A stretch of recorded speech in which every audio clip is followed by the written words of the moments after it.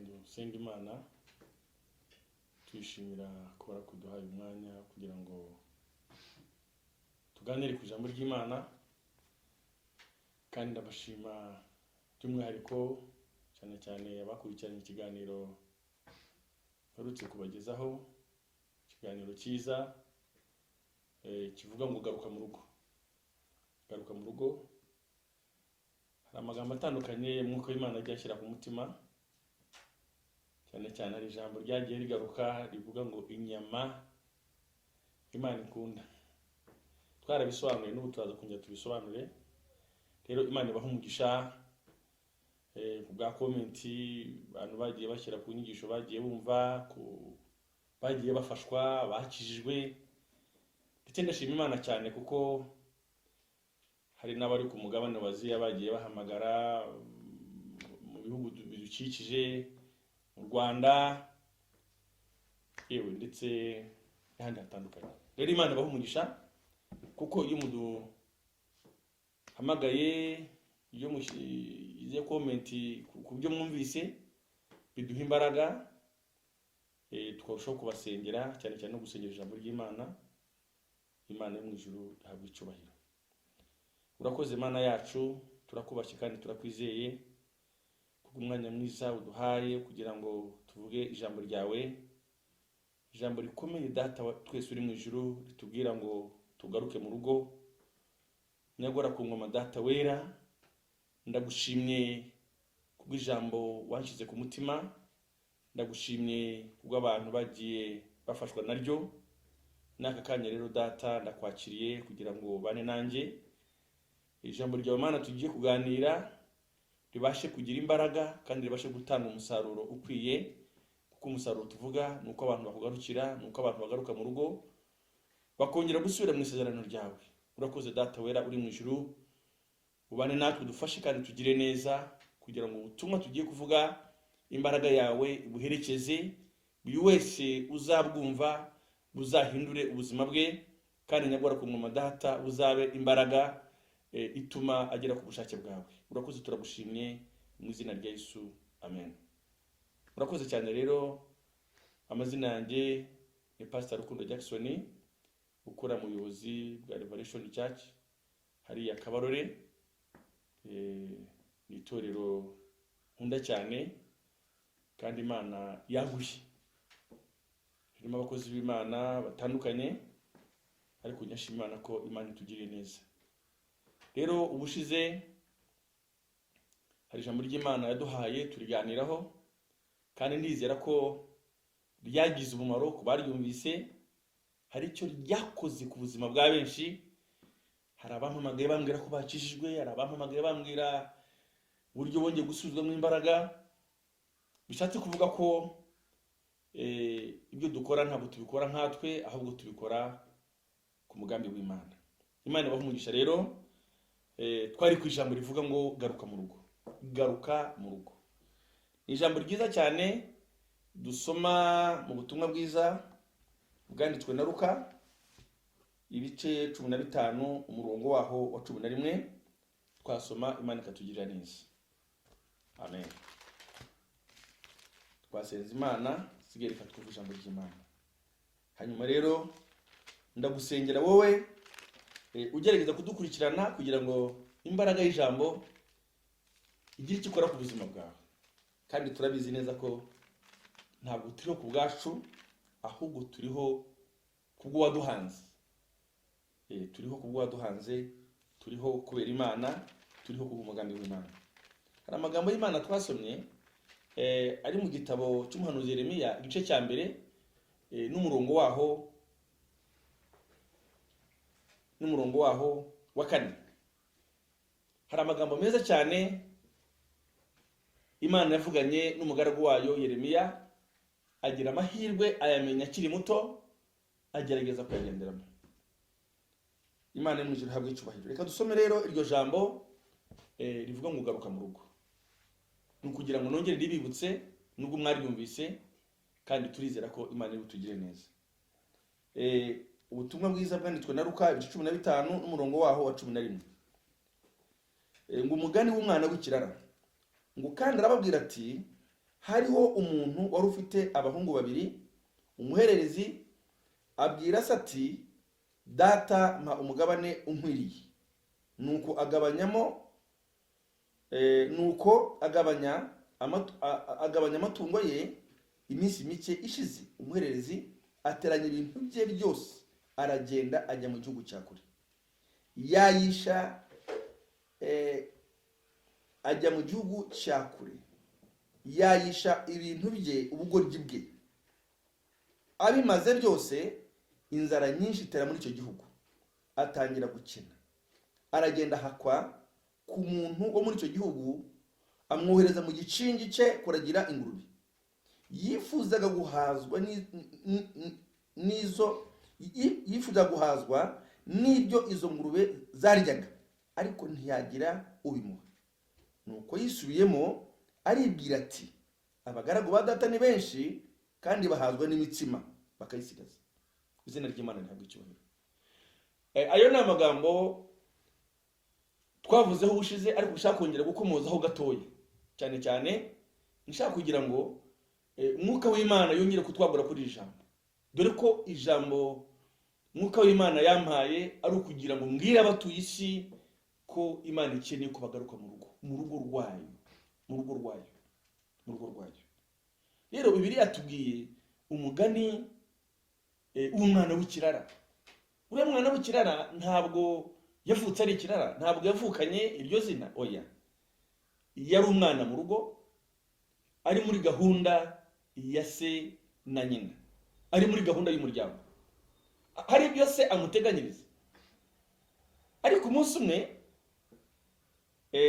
aza kwibeshya, yumva ko ahari avuye mu rugo rwa se, wenda hari ibindi biri inyuma y'urwo rugo yabona, wenda biruta ibyo yabonaga cyangwa n'ibyo se yamuteganyirizaga. Ngo arangije araza abwira se ati, data mpa umugabane w'ibintu nkuriye. Kuko byari uburenganzira bwe, ise yarabyemeye, umugabane arawumuha. Ngo arangije mu gahe gato ateranya ibyo se amuhaye, ajya mu gihugu cya kure. Ngo agezeyo, ngo atangira kwayisha irari ry'ubugoryi umugabane se amuhaye, ibyo se amuhaye. Ngo barabimaze. Amaze kubimara, ngo atangira gukena no gusonza. Inzara itera muri icyo gihugu, ngo atangira gukena no gusonza. Arangije, ngo muri icyo gihugu hari umuntu wari woroye ingurube. Ngo musaba akazi, amutwara mu gicingi cye. Ariko ikibabaje, ngo yifuzaga guhazwa n'ibyo ingurube zishigaje, ngo ariko aburwaho. Bibiliya atubwira ngo yisubiyemo aravuga ngo abagaragu ba data ni benshi, bararya imitsima bakayisigaza, ariko njyeweho inzara insize muri iki gihugu. Izina ry'Imana rihabwe icyubahiro.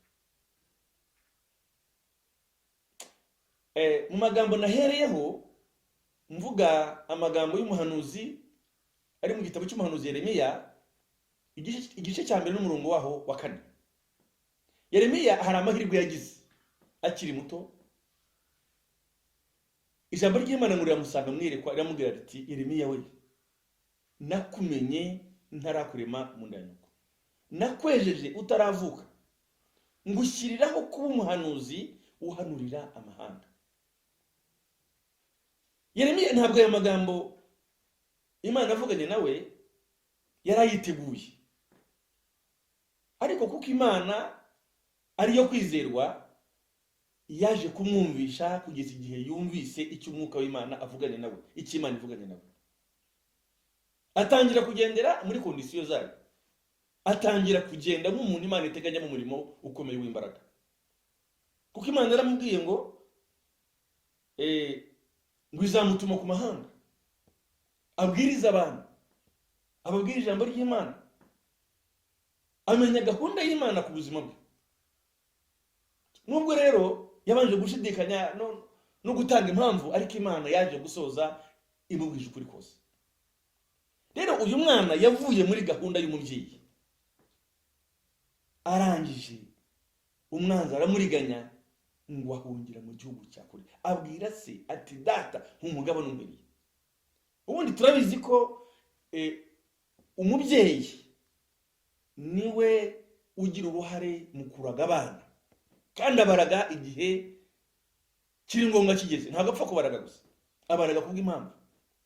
Ariko uyu mwana yararengereye, abwira se ati data nk'umugabane umbere. Ise akimufitiye gahunda, ise akimutegura, ise akimutezemo ibintu bikomeye. Arangije ngo ahungira mu gihugu cya kure. N'abanyarwanda bajya babivuga ngo umwana wanze kumvira se na nyina yumvira ijeri. Kumvira ijeri rero ni kwa kundi umuntu azakubwira ati ntagiye ahantu ndiba barangiza barankubita numva amajeri mu matwi. Kumvira ijeri rero ni ukumvira ingaruka, ni ukumvira ingaruka z'ibyo wakoze. Rero iyo utumviye ukuri ntabwo unanirwa no kumvira ingaruka. Rero uyu mwana yaribeshye, aravuga ati ahari nigenze nkajya bandi basore tukanywa tugasinda tugasambana, ubwo mfiteho ku gafaranga nanjye naba ndi umusore ugezweho, nanjye naba ndi umusore ufite ijambo mu bandi. Ariko amaze guhura n'ingaruka nibwo amenye ko yibeshye, nibwo amenye ko yibeshye. Igihe yajyaga kuragira ingurube, yararagiraga inka, yarafite ibindi bintu bidasanzwe yakoraga kwa se, afite icyubahiro cy'uko ari mu rugo, afite icyubahiro cy'uko afite umubyeyi, umufitiye gahunda nziza. Ariko aza kwibeshya. Muri uko kwibeshya rero yaje gukubitika. Cyokora uyu mwana ntabwo ari igikenya, yaje kwibuka, yibuka ko se ariho. Aravuga ati reka ngaruke kwa data, mubwire ngo nubwo nacumuye mu maso y'Imana no mu maso hawe, nyemerera umpake nibura mbe umugaragu mbagaragu. Ngo arangiza arahaguruka ajya kwa se. Ariko ngo ise amubonye agituruka kuri, ngo arirukanka ngo aramubabarira. Mbere ikintu cya mbere abanje gukora ku buzima bwe, ngo aramubabariye. Aragenda aramuhobera, aramusoma, arategeka ati nimuzane umwambaro uruta iyindi tuwumwambike. Amwambika impeta mu rutoki. Izina ry'Imana rihabwa icyubahiro. Amwambika impeta mu rutoki, amwambika umwambaro uruta iyindi, amwambika impeta mu rutoki. Arategeka ngo bazane inkweto azimwambika mu birenge. Arategeka ati nimubage ikimasa kibyibushye turye twishimye, kuko umwana wacu yari yabuze none arabonetse, yari yapfuye none arazutse. Iyo rero twavuye mu buntu bw'Imana, twavuye mu mugambi w'Imana, tuba duteje Imana igihombo. Kuko Imana yaturemye dufitiye gahunda, yaturemye yiteguye kutubyaza umusaruro. Jambo ry'Imana atubwira ngo tuzamurika ibyo twakoze, tuzahagarara imbere y'intebe y'imanza tumurike ibyo twakoze tukiri muri mwe, yaba ari byiza yaba ari bibi. Rero igihe cyose udakoze ibyo waremewe, uba uteje Imana igihombo. Izina ry'Imana rihabwa icyubahiro. Rero ngo uyu mwana yigira inama nzima, aravuga ati nubwo hari amahirwe natakaje, nubwo hari amahirwe napfushije, nubwo hari aho nikuye, ariko haracyari ibyiringiro, haracyari ibyiringiro ubwo ngihumeka. Aravuga ati reka nsubire kwa data, mucire bugufi mubwire ngo nacumuye kuyo mu ijuru no mu maso hawe, ntibinkwiriye kongera kwitwa umwana. Uriya mutima wo gutekereza ngo ntibinkwiriye kongera kwitwa umwana, ni uguca bugufi kuri mu rwego ruhanitse. Ntibinkwiriye kongera kwitwa umwana wawe, nyemerera umpake mbe umwumva wagaragara. Ariko akimara kwisubiramo, akimara kongera kwibuka urukundo rwa se, akimara kwibuka aho yarari, akimara kwibuka ko hari aho yavuye agahitamo kwasubira, isi yamubabariye atanamusaba n'imbabazi. Kuko ijambo ry'Imana atubwira ngo nimungarukira nzabagarukira, nimurobanura ibishimwa muzaba nk'akanwa k'Uwiteka. iyo tugarukiye Imana igitugarukira. Kuko ijambo ry'Imana atubwira ngo dore mpagaze ku rugi ndakomanga. Umuntu niyumva ijwi ryanjye agakingura, nzinjira iwe dusangira.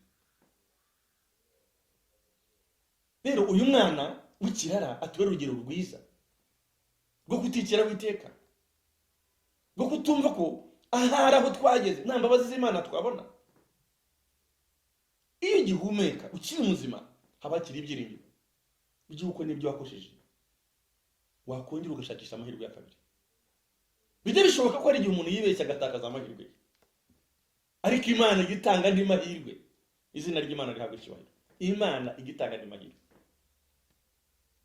Ndabizi hari abantu bangije amahirwe yabo. Hari byinshi umuryango wari ugutezemo, ariko urangije uratana uva mu murongo. Hari byinshi igihugu cyari kigutezemo, ariko wenda uratana. Hari byinshi nawe ubwawe wari witezemo, ariko urangije uratana uva mu murongo, uratandukiye. Ujya wera no mu udakunda.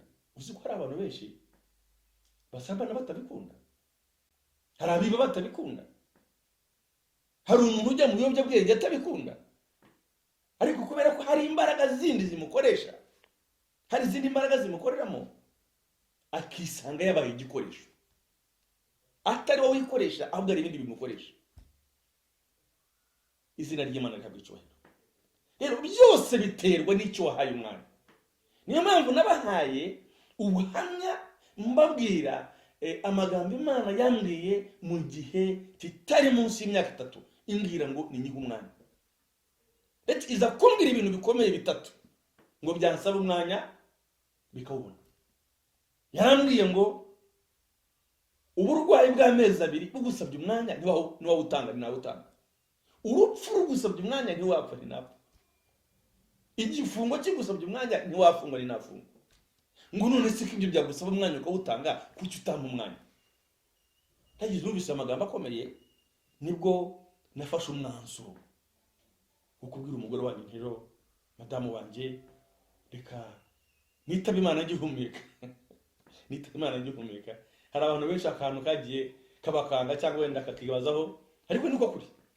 Iyo umuntu yinjiye muri gahunda y'Imana, iyo umuntu yinjiye mu cy'Imana imushakaho, abari mu murongo muzima. Abari mu murongo muzima. Tavuga rero niba indwara yameza hasi amezi 2 bigakunda, upfurwa zarukanyica ntapfa, nta mpamvu yo kwima Imana umwanya. Kandi ibyo nkeneye byose mbikesha ibiganza byayo. Tavuga rero ntikumvira Imana nkakora ubushake bwayo. Hari ijambo navuze ngo hari inyama Imana ikunda. Nagiye imbere y'Imana numva ko ngiye kumara nibura igihe kingana n'amezi 2, kugeza igihe wenda Imana yambwira ikiri ku mutima wawe. Ariko mu ijoro rimwe gusa nafashe umwanya kubona napakenze imyambaro ngomba kuzambara mu gihe kingana n'amezi 2. Hari ndatekereza ngo Imana uko byaba kose izambwira icyo ishaka. Ariko Imana imaze kubona ninjiyemo neza, ninjiye muri system, namaze kumva ko ariyo yonyine nteza amatwi, ariyo yonyine mpaye umwanya. Nta nubwo yigize indindirize iminsi 3 reka da. Iryo joro gusa yarambwiye, irimbwira amagambo akomeye ariyo nturutse kubabwira ubushize. Nongere nshaka kugira ngo mbibutse. Irambwira ngo tagize yerekwa mbona Yesu Kristo araza, aranyereka, ababaye, afite gahinda, arambwira ngo mbabajwe n'abantu banjye baheze mu byaha, kandi ngo bitwa abakozi banjye nta mwanya babafitiye. Aba bantu ubona bafite andi mazina batavukanye, bamwe ngo n'abana bo mu muhanda, abandi ngo ni indaya, abandi ngo barahari, bafite amazina biswe n'ingaruka z'ibyo bagiyemo. Abo rero bagiranwa n'abamwana w'ikirara, wavuye mu isezerano, wavuye muri gahunda ya se, akagira ikindi gihugu ajyamo. Impamvu ubona rimwe na rimwe umwingingo ukanamugira inama akanga ntahinduke, nawe si hari amategeko y'igihugu arimo amukoresha, amuyobora, amugenga. Niyo mpamvu rimwe na rimwe akenera kubireka bikanga. Rero bikeneye ko duhaguruka bakozi b'Imana, nshuti z'umusaraba. Nubwo dufite ibyacu bitureba, dufite amatorero atureba, hari inshingano zitureba, ariko n'abariya Yesu kuri turavuze ngo mfite n'izindi ntama zitari zo mu rugo, nazo nkwiye kujya kuzizana kugira ngo zize zijye mu rugo kandi zigira umwungeri umwe. Reka dusome ijambo ry'Imana mu butumwa bwanditswe na Yohana ibice 10 n'umurongo waho wa 9. Mukozi w'Imana ku bundi wasomeye tugasangira ijambo ry'Imana. Okay, ushobora kuba wenda kadusome ijambo ry'Imana, Imana tugire neza. Riravuga ngo ni gerembo umuntu yinjiramo agakizwa. Ni gerembo umuntu yinjiramo, ni gerembo umuntu niyinjira muri jye azakizwa, azinjira asohoke kandi azabona urwuri. Ku isi hari amarembo atandukanye. Uriya mwana ajya kuva kwa se hari irembo yasohokeyemo, ageze yarakubitika.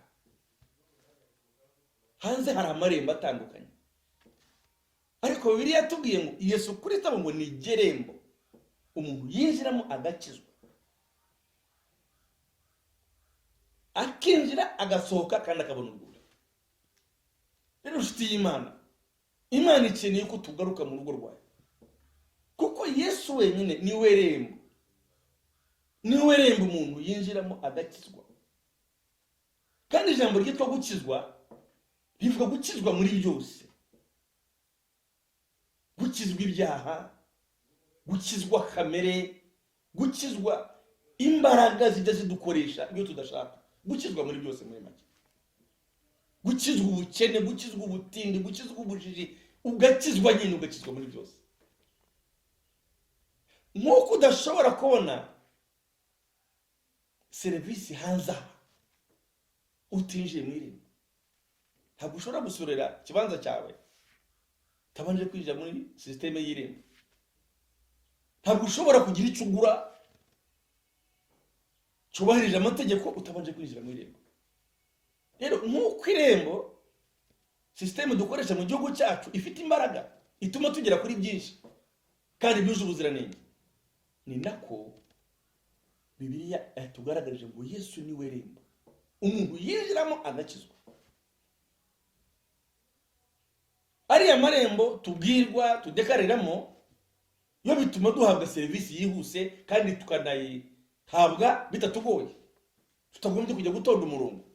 Uburi iwawe ukinjira muri sisiteme y'irembo ukadekarira bigakunda, cyaba ari icyangombwa ukakibona, waba ukeneye pasiporo ukayibona, waba ukeneye ikintu icyo ari cyo cyose bigakunda iyo wamaze kumenya sisiteme y'irembo. Rero niba hari iby'abantu bashyiraho bikagira agaciro bikagira ireme, niko twinjiye no muri Kristo Yesu ibintu bishobora gutungana. Ntabwo twese twari beza, ariko hari icyo Yesu yakoze mu buzima bwacu, hari icyo Yesu yakoze mu buzima bwacu. Izina ry'Imana rihabwa icyubahiro. Tukiri kuri iri jambo ku murongo wa 11 kuri ibyo bice 10 riravuga ngo nijye mwungeri mwiza.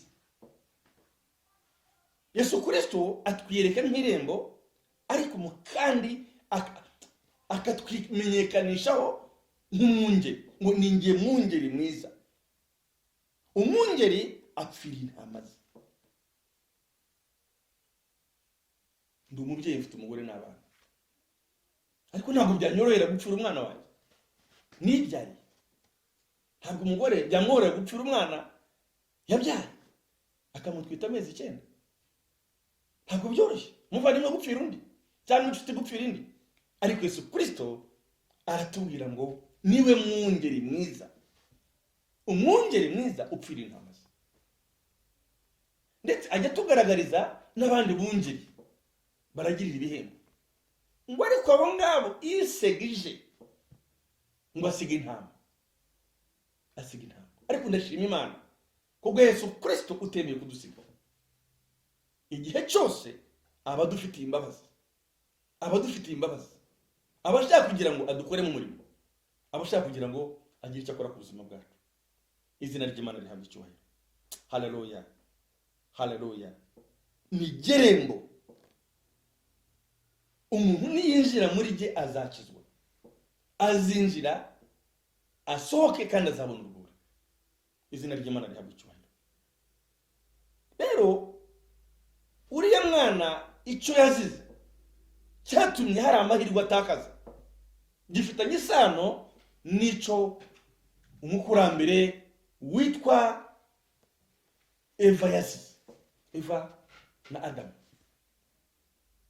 Iyo dusomye Itangiriro ibice 3 n'umurongo waho wa mbere, tuhasanga inkuru shaka kugira ngo rwose mukanya ninjire mu ciciro cyo gusengera abantu, kuko icyo nzi cyo mukunda ijambo ry'Imana, kandi kuko ijambo ry'Imana rifite imbaraga, rigera ku rumuri mukomeye cyane ku buzima bw'abantu.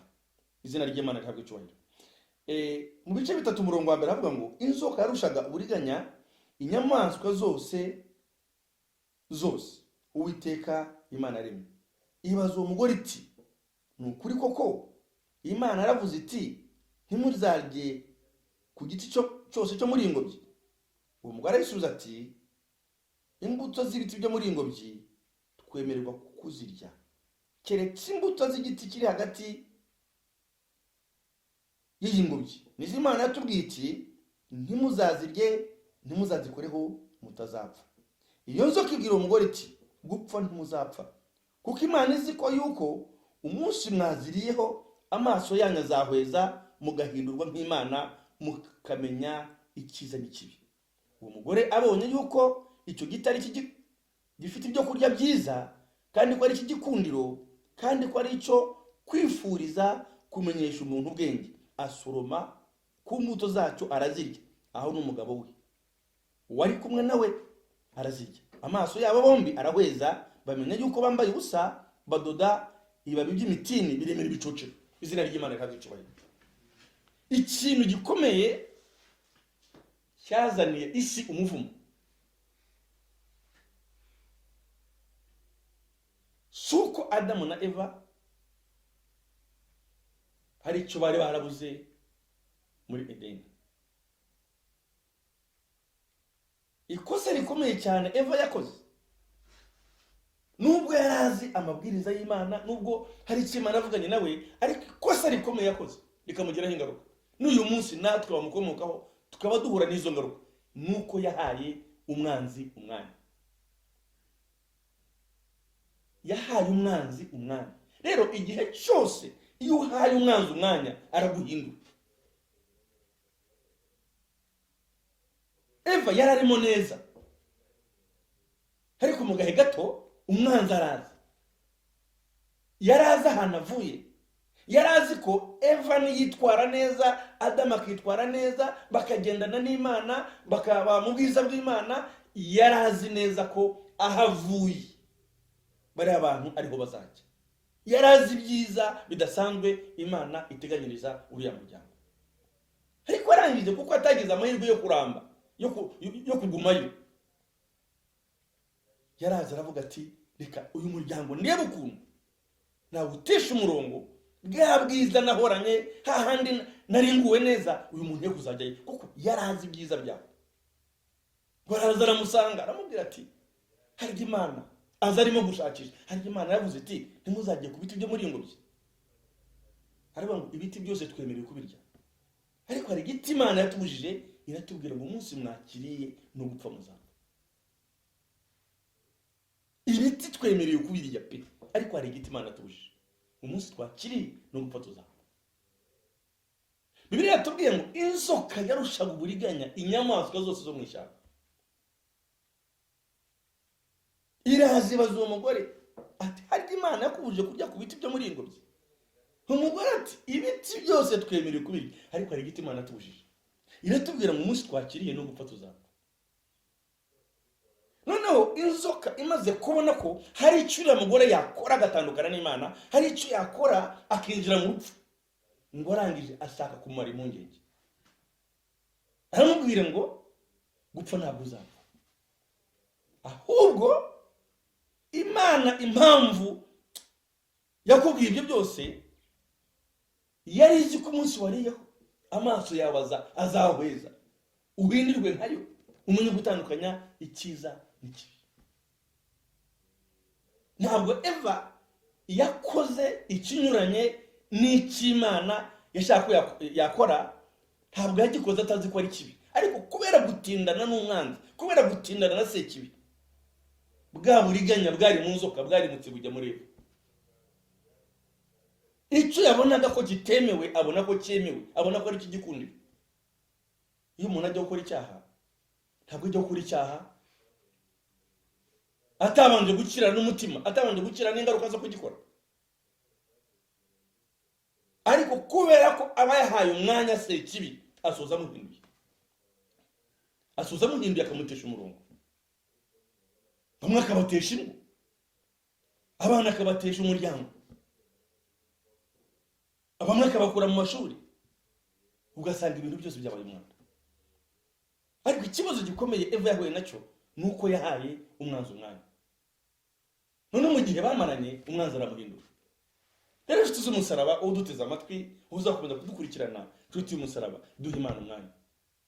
Kuko nitudaha Imana umwanya, hari ibidukeneye umwanya. Nta muntu buryo ugira umushomeri ku isi. Burya niba utari mu ruhande rw'Imana, uri mu ruhande rwa Sekibi. Niba utari mu ruhande rw'ibyiza, ushobora kuba uri mu ruhande rw'ibibi. Ariko ntabwo Imana ikeneye kuduhomba. Oya, ntabwo Imana ikeneye kuduhomba. Iyo dusomye ubutumwa bwiza uko bwanditswe na Yohana, ibice 3 n'umurongo wa 16, haratubwira ngo kuko Imana yakunze abari mu isi cyane, kuko Imana yakunze abari mu isi cyane, byatumye itanga umwana wawe w'ikinege, kugira ngo umwizera atarimbuka ahubwo abone ubugingo. Ntabwo urukundo Imana yadukunze warugereranya n'urw'umusore akunda umukobwa. Tujye tubona hanze aha abantu batangira bakundanye, mu minsi mike ukabona bakoze divorce, kandi rimwe na rimwe bakayikora ari utubazo dukeya twabaye, ariko uko ari abantu batajya bihangana bagasoza aya masezerano bayavuyemo. Ariko ngira ngo impamvu bigenda bityo nuko nta cyane bayabayemo. Ariko inshuti y'umusaraba, ndashaka kubwira ngo hari urukundo rwa cyane Imana yagukunze. Kuko Imana yakunze abari mu isi cyane, ntigeze irobanura ku butoni, ntigeze ikunda abagufi ngo abarebare bihorere, ntigeze ikunda abakire ngo abakene bihorere. Twese hari urukundo ruri ku buzima bwacu. Niyo mpamvu Imana ibabajwe n'abo Satani arimo kwitiza, abitabe kandi atarabe. Kuko Imana yakunze abari mu isi cyane. Ndashaka kugira ngo wowe uduteze amatwi wongere kumva ko urukundo Imana yagukunze atari urukundo ruri aho rusanzwe. Hari abakubesha inkundo, ariko ibibazo byavuka bakaguhinduka. Hari abakubesha inkundo, hari abakubesha urukundo, ariko hari ikibazo wajya kubona ukabona aragutereranya. Ariko impamvu bajya baduhinduka nta cyane yabayemo. Ariko Imana yacu Yesu Kristo yadukunze urukundo rwa cyane. Niyo mpamvu iri jambo ryatubwiye muri Yohana ngo umwungeri mwiza apfira intama ze. Yesu Kristo yaradupfiriye. Nshuti y'umusaraba, nakubwiye ngo birashoboka ko hari amahirwe watakaje. Uyu munsi ukaba uraho udakwiye kuburi. Uyu munsi ukaba uraho udakwiye kuburi. Uyu munsi akaba ari ubuzima urimo utakabaye urimo. Ariko ndashaka kwibutsa ngo haracyarani mahirwe. Haracyarani mahirwe Imana iguteganyiriza. Urugero ntabwo ruto, ni inkuru Bibiliya itubwira y'ukuntu Yesu yatanze imbabazi ari ku musaraba. Kubwo igihe ndashaka kugira ngo ayo magambo nyavuge nihuse. Bariya bitwa ngo ni ibisambo bibiri byabamanywe na Yesu, ntabwo bavutse bitwa ibisambo. Ni izina ry'umwuga. Burya n'umuntu ujya kwitwa indaya ntabwo ariko se na nyina bamwise. Umuntu ujya kwitwa umujura ntabwo ariko se na nyina bamwise. Umuntu ujya kwitwa umurumogi ntabwo ariko se na nyina bamwise.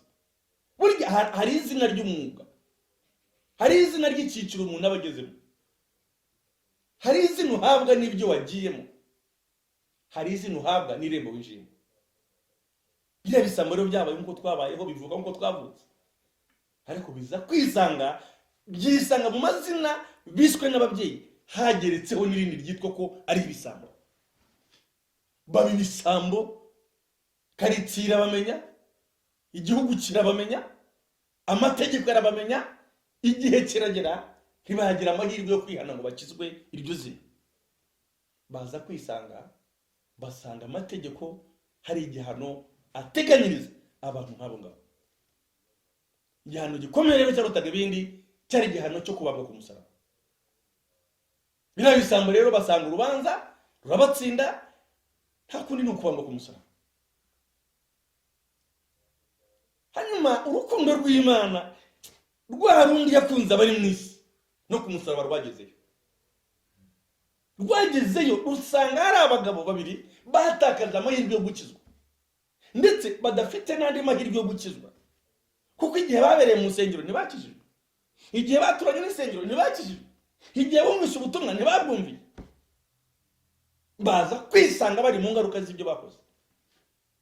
Ariko urukundo rw'Imana rwa rundi rugera ikuzimu rwabasanze ku musaraba. Aho se na nyina batari bafite ijambo, aho abavandimwe batari bafite ijambo, aho abaturanyi batari bafite ijambo, aho inshuti zabo zitadufite ijambo, aho n'amafaranga atari afite ijambo, aho Yesu yarahageze. Ngo aragenda abambwa hagati yabo, kimwe kiri iburyo ikindi kiri ibumoso. Noneho birya bisambo bibiri hari amahirwe ya nyuma Yesu yabahaye. Icya mbere ayo mahirwe yabahaye ni ukujya hagati yabo, kuko bakiri mu isi baramwumvaga, bumvaga ibikorwa bye, bumvaga abo yazuye, bumvaga abo yahumuye, bumvaga abo yakoze mu murimo. Bari babizi nubwo batigeze babyizera, ariko bari babizi. Izina ry'Imana rihabwa icyubahiro. Amen. Ya. Noneho bose baramubonye baramumenya. Kimwe kiramubwira ngo wowe Kristo ikize natwe dukize. Ikindi ngo kimubwira kimucyaha, kiramubwira ngo no kubaha Imana ntabwo yubashye. Ari mu rubanza rumwe natwe kandi we nta cyaha yakoze. Arangije aramubwira ati twebwe turazira ingaruka z'ibyo twakoze, ariko we nta cyaha yakoze. Aramubwira ati mwana uzanyibuke ubwo uzazura umwana. Yesu Kristo aratubwira ngo uyu munsi turi bane muri paradizo,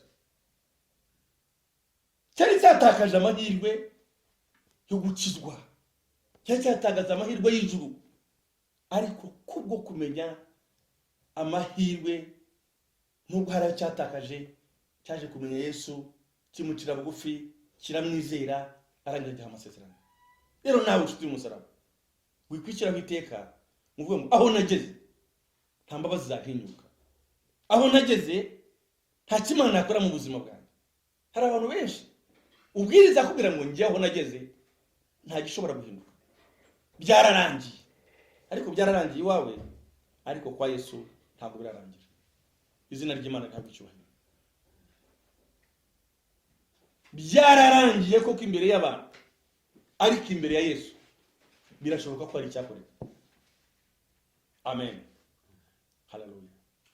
Ndashaka gusoreza rero ku nkuru y'umuryango umwe winjiye muri rya rembo nimo kuvuga.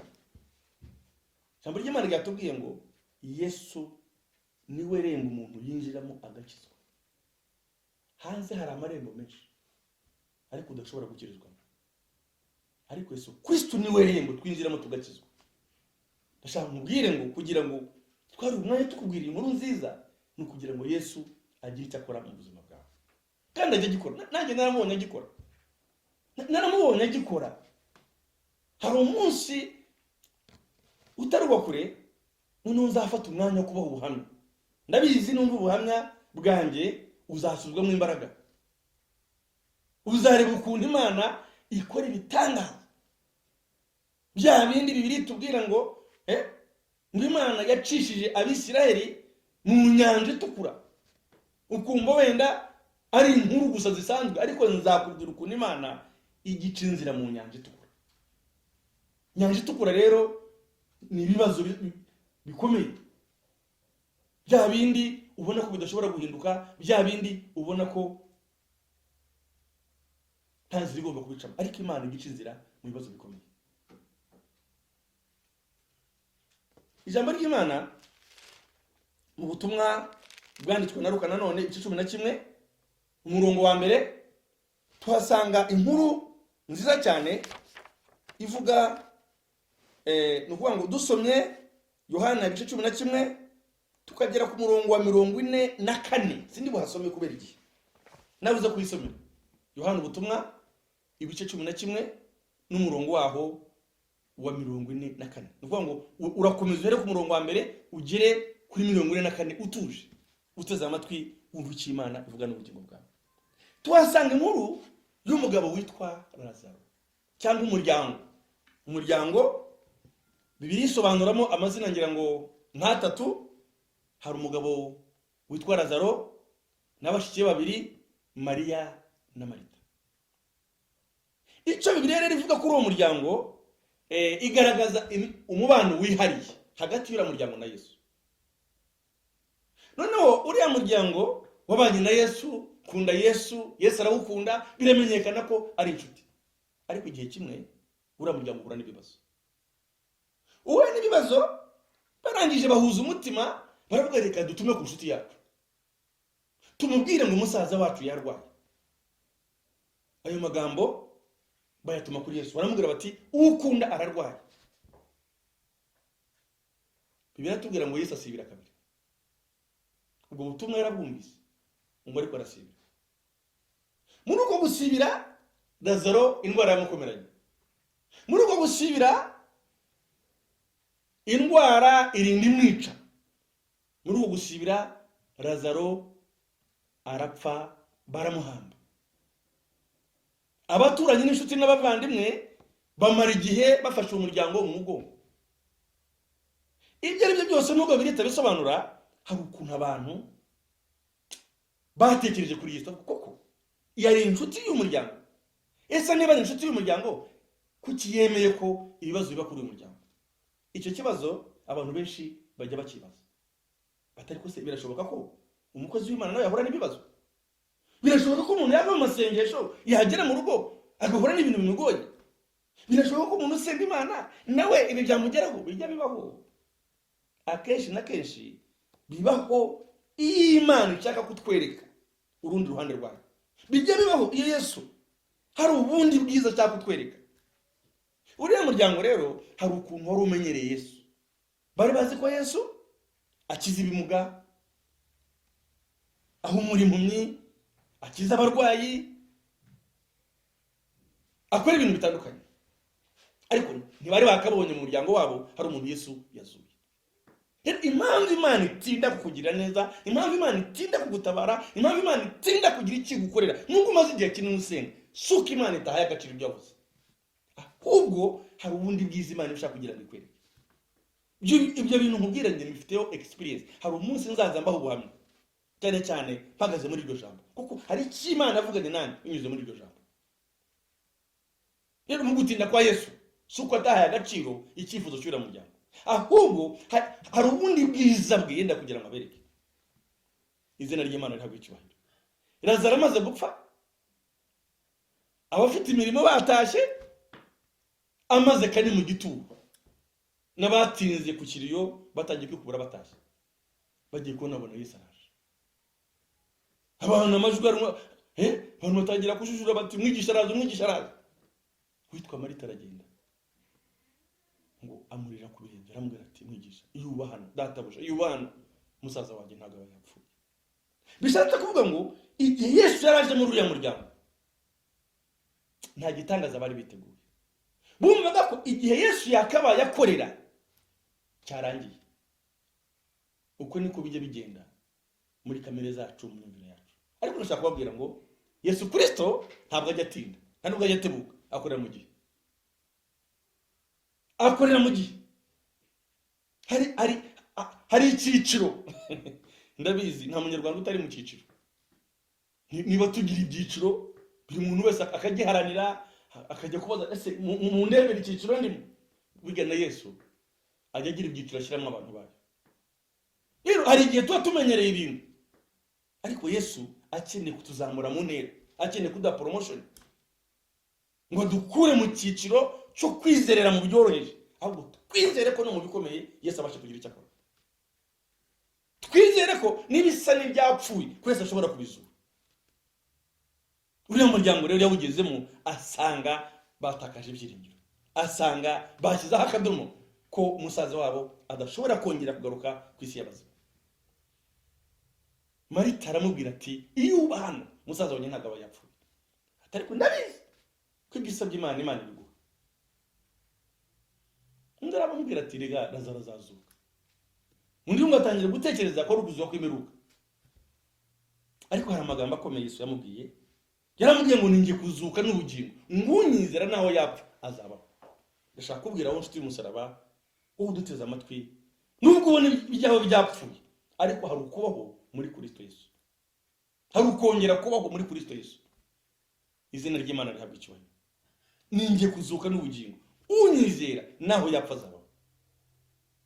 Ngo kandi unyizera ntabwo azapfite.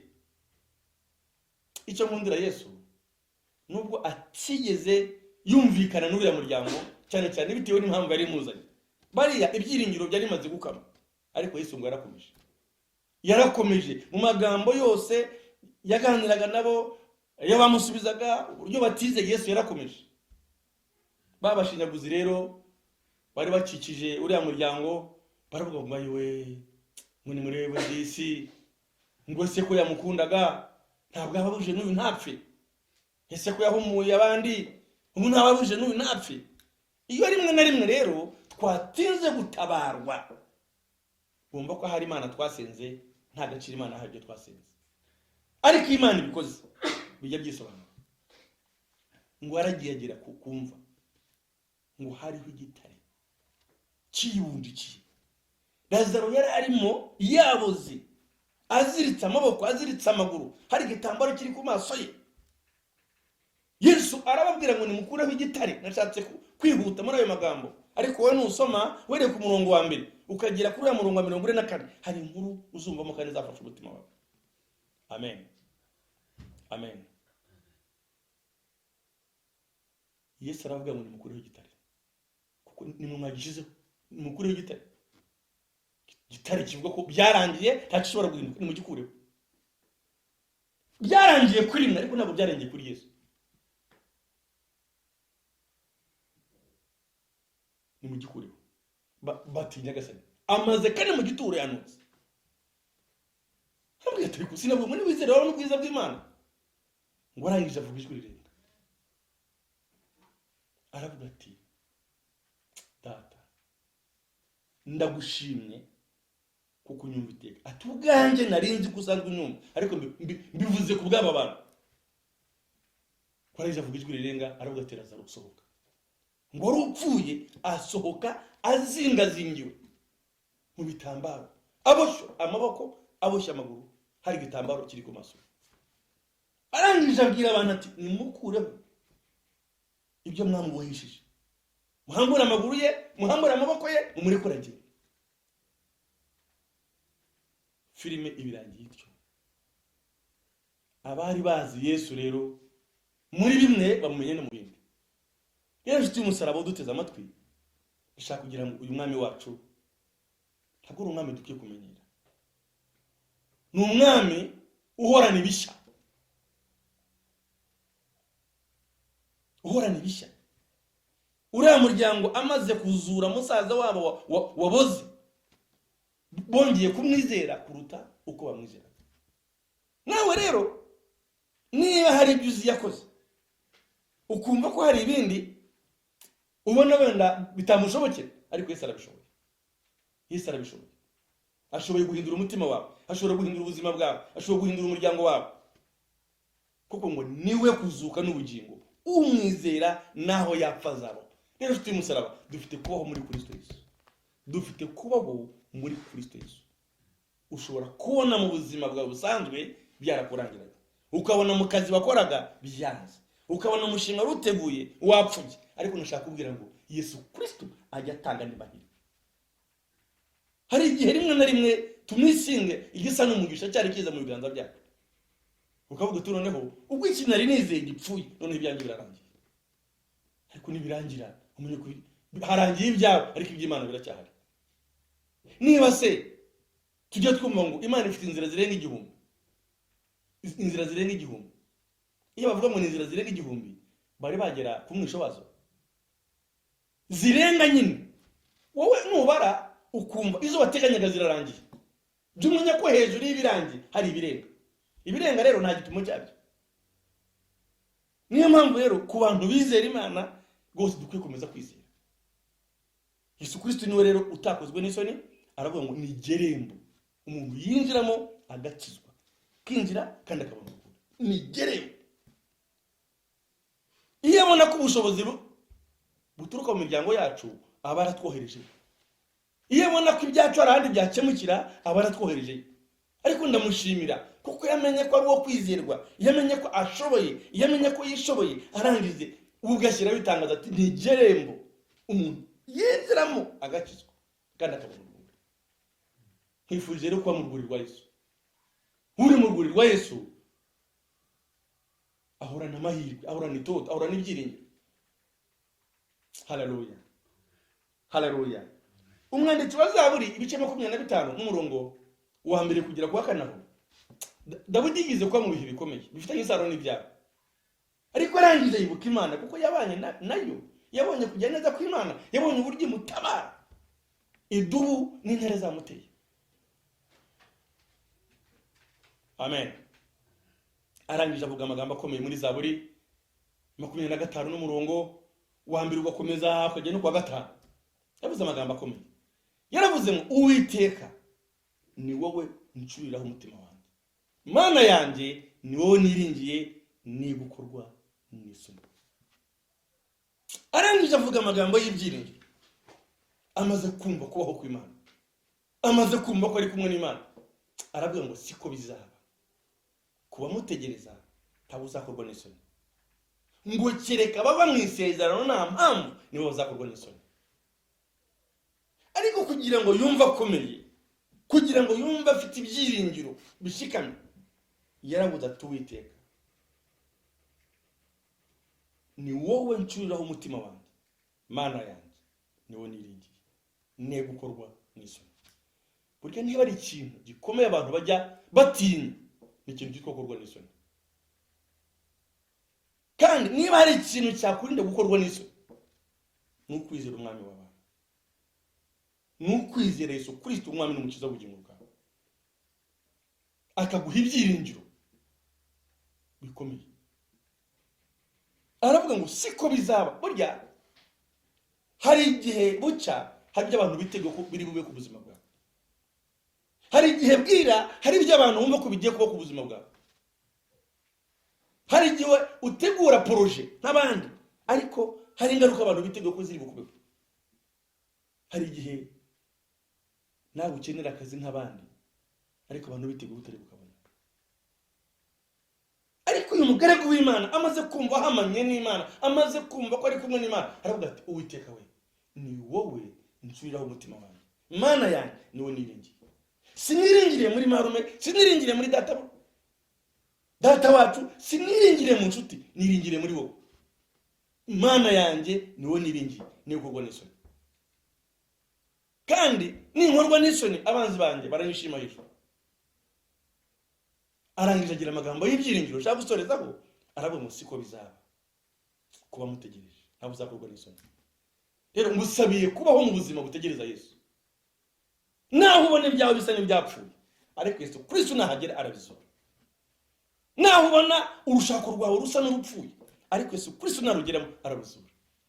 Naho ubona abana bawe bamaze kwangirika, ariko Yesu Kristo nabageramo arabazura. Naho ubona ibyawe birimo kugupfira mu biganza, ariko Yesu Kristo nagera ku buzima bwawe arabihindura, arabihindura. Icyo usabwa gusa ni uguhagarara muri position, ni uguhagarara aho umugaragu w'Imana Dawidi yahagaze, kuko yarabanze abunza imitima nko tuyibunza, ariko arangije afata position. Aravuga ngo Uwiteka ni wowe ncuriraho umutima wanjye, Mana yanjye ni wowe niringiye, ni wowe niringiye, ne gukorwa n'isoni abanzi banjye bakanyishima hejuru. Arangije yatura amagambo y'ibyiringiro, aravuga ngo siko bizaba. Kubamutegereza ntabwo uzakorwa n'isoni, ngo kereka bava mu isezerano nta mpamvu niba bazakorwa n'isoni. Rero uriya mwana w'ikirara agarutse kwasi, abari biteguye ko azapfa nabi, abari biteguye ko ibye bizasoza nabi, abonye agaciro. Rero nawe humura, aho waba ugeze Imana igufitiye umugambi. Nugarukira Imana izagurukira. Reka dusenge Imana itugire neza. Ariko ndashaka kugira ngo wowe duteze amatwi, wowe uzakurikirana ubutumwa, nukuri Imana izaguhumugisha kandi izakugira neza. Icyo Imana ikeneye nuko tugaruka mu rugo, tugaruka mu isezerano, tugaruka mu mugambi wawe, tugaruka mu cyo twaremewe. Rero numva ubutumwa bwiza, kagarukira Imana izakugira neza. Kandi urugendo natangiye n'abandi bakozi b'Imana batandukanye mujya mukurikirana, ntabwo ari urugendo rw'iminsi runaka, n'urugendo rwa buri gihe. Duhura kenshi, umuntu ukunda gusenga Imana, ngasaba Imana ngo ugire icyo ishyira ku mutima wanjye, kandi aho nzaba ndi nzajya ngusengera, kuko iyo muhamagara, iyo mugira uburyo mugaragaza ko mudukurikirana mu buryo bw'ikoranabuhanga, tuba tubireba. Rero iyo tubibonye twongera kugira umutwaro wo kubasengera. Rero Imana mu ijuru umugisha kandi barebana amaso y'imbabazi. Kadusenge Imana. Mana, mu izina rya Yesu tuguhaye icyubahiro tugushima kuko uri Imana yacu bwite. Ijambo ryawe Mana ryatubwiye ngo ni wowe rembo umuntu yinjiramo agakizwa. Hari amarembo hanze aha atandukanye, ariko adashobora guhindura ubuzima bw'abantu. Abantu badashobora kwinjiramo barabasinze ngo bakire ubusinzi. Abantu badashobora kwinjiramo ari indaya ngo bakire uburaya. Abantu bashobora kwinjiramo ari abajura ngo bakire ubujura. Ariko Yesu utubwiye amagambo meza cyane, amagambo aduhumuriza imitima, atubwira ngo ni wowe rembo umuntu yinjiramo agakizwa. Rero nsabiye umugisha abaduteze amatwi, abazakurikirana buno butumwa bwiza, kugira ngo Data wera uri mu ijuru uzumvisha umutima we nyagora ku ngoma, akawizeza, akumva ko ari cyo ijambo ryawe rikoze ku buzima bwe. Nukuri Data uzamugirire neza, uzamukoremo umurimo, kandi uzamuha ibyiringiro byo gukomera mu buntu bwawe. Data nyagora ku ngoma, byiringiro bizima. Ijambo ryawe ratubwira ngo naho byatukura tukutuku wabihindura umweru bigasa na shelegi. Ngo naho byatukura, naho ibyaha byacu byatukura nk'umuhemba, wabihindura umweru bikamera nk'ubwoya bw'intama bwira. Rero ndagusaba kugira ngo nyagora ku ngoma, iri jambo ryabaduhaye ryo kugaruka mu rugo, kandi Mwami uwagarutse agira irembo yinjiriramo. Rero ndagushimira ko waduhitiyemo irembo rizima, irembo rya Yesu Kristo, watubwiye ngo ni wowe rembo umuntu yinjiramo agakizwa. Rero Mwami Imana yacu, nsabiye umugisha biri wese uzumva ubutumwa bwiza, nyagora ku ngoma, uzaba atarakizwa uzamubabarira ibyaha bye, mubabarira ibicumuro bye, kandi nyagora ku ngoma Data wera uri mu ijuru umukure mu gitabo cy'abarimbuka, umwandike mu gitabo cyawe cy'ubugingo. Nyagora ku ngoma, ibyamukurikiranaga byose bimutwaza igitugu, bimutwara abadashaka, imbaraga yawe Data nyagora ku ngoma izahangane nabyo, izabimenagure, izabicemo kabiri mu izina rya Yesu. Kandi nyagora ku ngoma Data twese uri mu ijuru, n'abari baratanye bakava mu isezerano, hari abaririmbyi bavuye mu murimo wawe, hari abavuga butumwa, nyagora ku ngoma Satani yagiye avangira, abo ndabasengeye mu izina rya Yesu kugira ngo Mana bakugarukire. Data wera uri mu ijuru, hari abari barakumenye, barakwatuye Mwami n'umukiza w'ubugingo bwabo, ariko Mwami bahura n'ibihe birabagamburuza, abo ndabasengeye mu izina rya Yesu Mwami Imana yacu, kugira ngo imbaraga yawe ibasange aho bari mu gihugu cyakure, mu gihugu cyo kwicira biteka, mu gihugu cyo guhora bitonganya, mu gihugu cyo guhora bicuza icyo babereyeho, mu gihugu Data mu izina rya Yesu kitagira ibyiringiro, kitagira komera. Mana ubasange, ubakore umurimo w'igitare cy'amahanga. Urakoze Yesu Kristo w'i Nazareti. Mana ndasengera abageragezwa, ndabizi ibyiringiro bizima. Hari igihe ibigeragezo bigamburuza umuntu, hari igihe ibigeragezo bikura umuntu mu rugo bikamutanisha, akajya ahandi nyagora ku ngoma atagirira amahoro. Abo nabo ndabasengeye, Mana ubakoremo umurimo kandi ubagereze igitare cy'amahanga. Mana yacu, abafite ibyifuzo bitandukanye nukuri mwami ndabasengeye, nsengeye urubyiruko w'Imana we, urukoremo umurimo data mu izina rya Yesu. Abashomeri ubaha akazi mwami Imana yacu, abasore bagejeje igihe cyo kubaka ingo ubaremere ingo nziza zikubahisha zihesha nyagora ku ngoma society nyarwanda agaciro mu izina rya Yesu Kristo, atari za ngo z'icyumweru kimwe z'ukwezi kumwe mu izina rya Yesu Kristo. Turarema ingo zituruka kuri wowe, turarema ingo zihesha izina ryawe icyubahiro w'Imana we. Data dusengeye imiryango, turabizi nyagora ku ngoma ari nta muryango muzima, nta torero rizima, ari nta muryango muzima, nta gihugu kizima. Dusengeye imiryango mu izina rya Yesu, uyikore mu murimo data mu izina rya Yesu. Turabizi ko mwami urugo ruzima niryo torero rizima, urugo ruzima nicyo gihugu kizima. Mu izina rya Yesu ukora igitangaza mu ngo z'abantu bawe, mu ngo z'abera mu izina rya Yesu Kristo. Mwami Imana yacu data wera, ibyo abantu bapfa ndabizi ni byinshi, ariko mwami w'abami ubahe kuzirikana icyo bapfana yuko Kristo wapfa gitare cy'amahanga. Urakoze Yesu Kristo. Mwami Imana yacu uzumva ubutumwa ndamusengeye, imbaraga yawe izamusange izamushorere, kandi nyagora ku ngoma data azabona igitangaza giturutse nyagora ku ijambo ryawe. Urakoze byiringiro bizima, turagushima mwuka wera, uzabana na buri umwe, uzasobanura buri umwe, kandi nyagora ku ngoma data wera tuzasubizwamo imbaraga. Twumva hari abaduhamagara, hari abatanga za komenti nyagora ku ngoma data bavuga uburyo ijambo ryawe ryakoze umurimo ku buzima bwawe. Urakoze, ndagushimye kandi ndakwizeye mu izina rya Yesu, amen. Imana ibahe umugisha kandi bagire neza.